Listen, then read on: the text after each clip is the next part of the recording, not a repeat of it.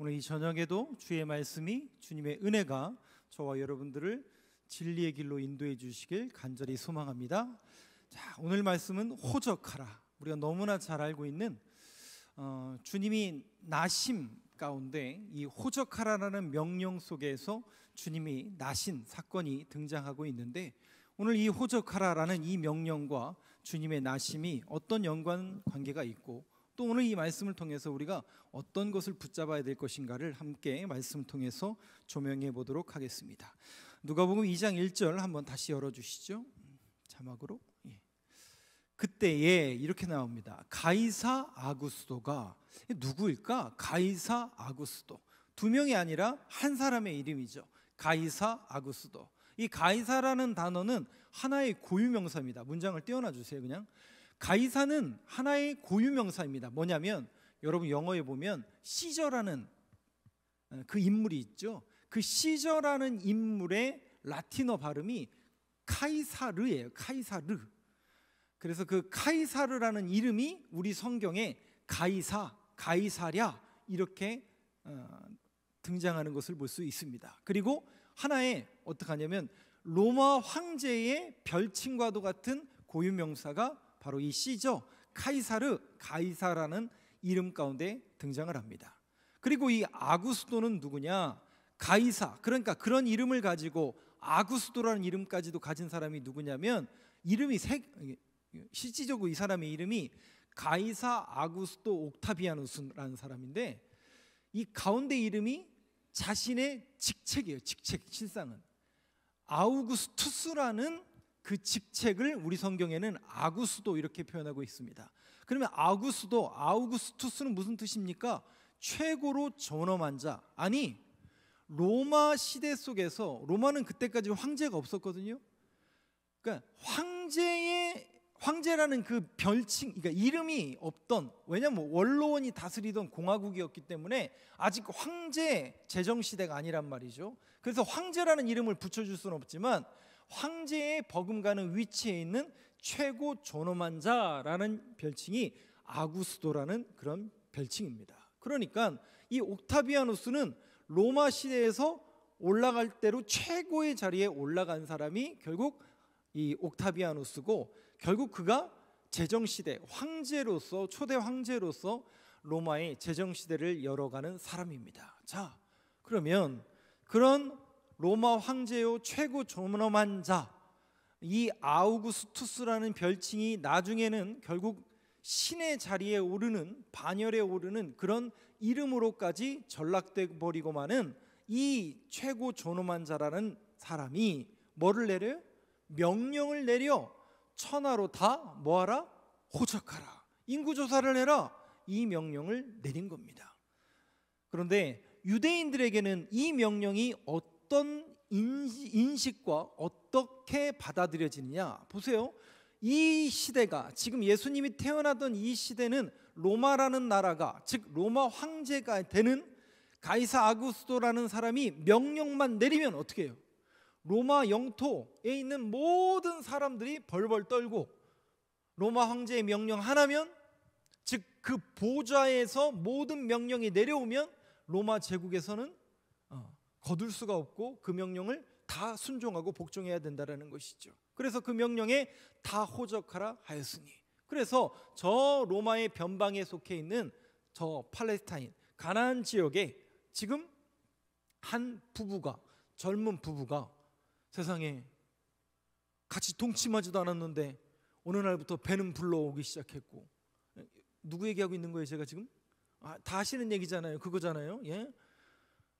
그 부인을 이끌고 어떻게 해요? 근데 황제가 명령을 하니까 어쩔 수 없이 저 위에 나사렛이라는 곳에 살고 있었던 이 요셉과 마리아가 어떻게 합니까? 자신의 조상인 다윗의 고향 베들레헴으로 가이사 아구스도의 명령으로 인해서 호적하러 가다가 누가 탄생하는 거예요? 예수님이 탄생하시는 사건입니다.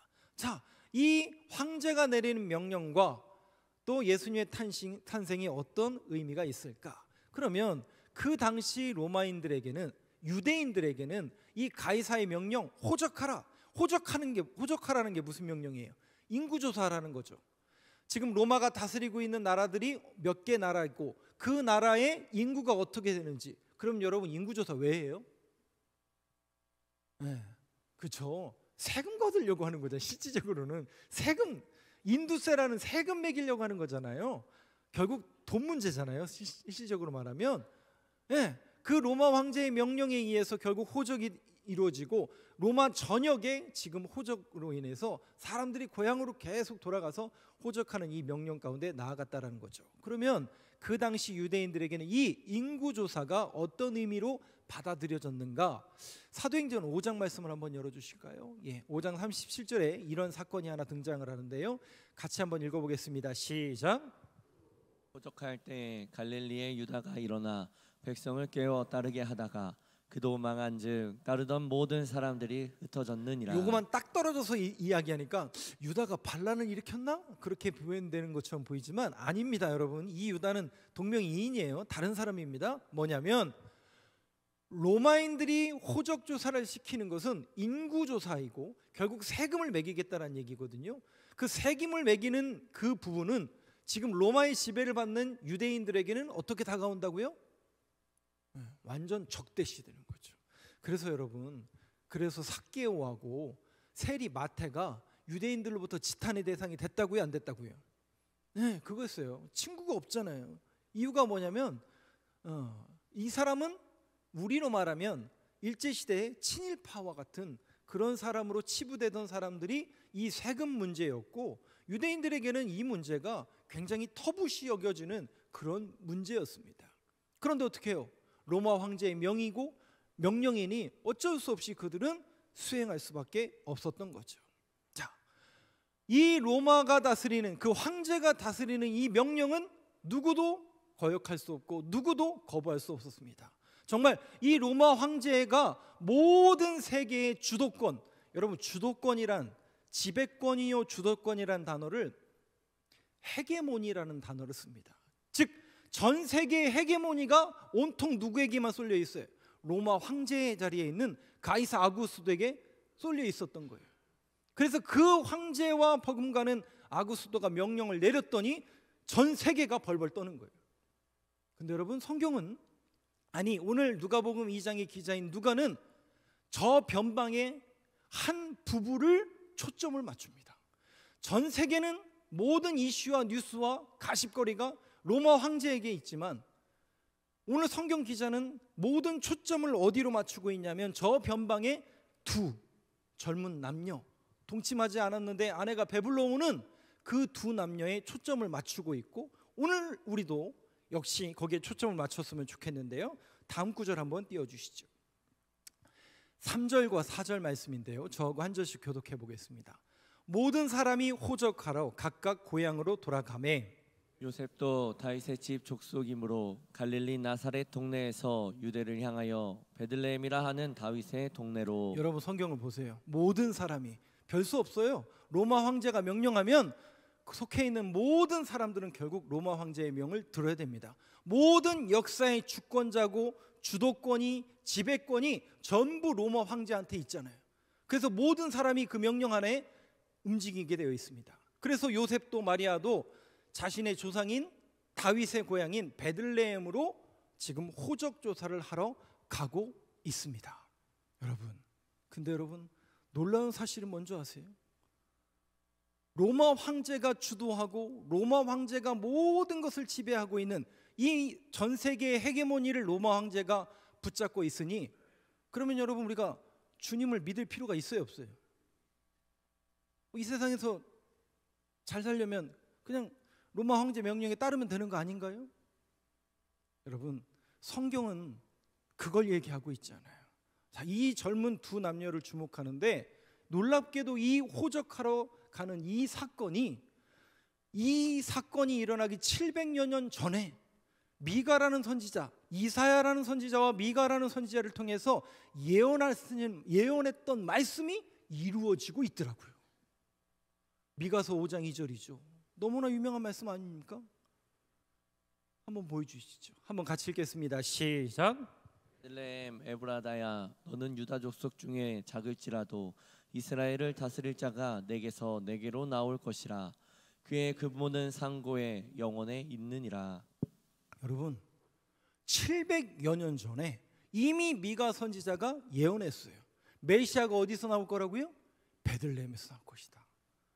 지금 700년 후에 이 한 부부는, 젊은 부부는 아우구스투라는 그 로마 황제의 명에 의해서 어쩔 수 없이 고향으로. 근데 지금 아내의 몸은 어때요? 해산할 날이 가까이 와서 언제 아기가 나올지 모르는 그런, 어떻게 보면 위태롭고 무거운 그런 걸음이었단 말이죠. 근데 이 명령과 이 걸음이 이미 700여 년 전에 미가라는 선지자를 통해서 말씀하신 그 내용이 어떻게 되는 거예요? 이루어지고 있는 거예요. 사랑하는 성도 여러분, 놀랍지 않으세요? 세상은 모든 주도권이 누구한테 있어요? 지금 이 공중권세를 잡고 이 세상을 지배하고 있는 그 황제의 손아귀에 모든 것이 판별이 나고 모든 것이 좌지우지되는 것처럼 보이지만, 오늘 누가복음의 기자인 누가는 아니야.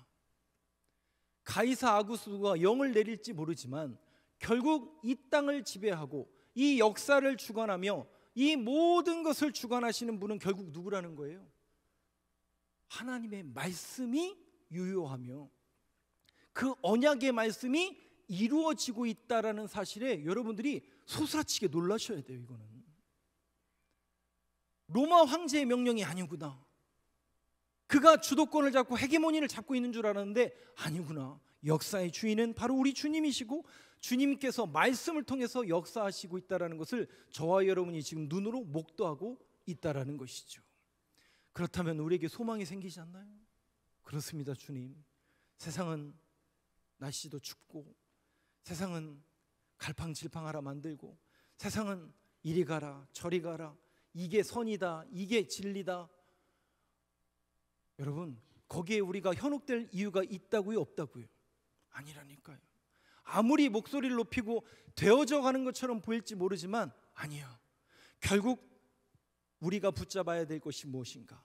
오늘 또 이 자리에 나와 하나님의 약속의 말씀을 듣는 저와 여러분들의 심령 속에 이 믿음의 고백이 견실하게 여러분들의 심령 속에 새겨지길 간절히 소망합니다. 하나님의 언약은 이루어진다, 하나님의 말씀은 반드시 이루어진다 라는 그러한 소망이 저와 여러분들에게 있게 되길 간절히 소망합니다.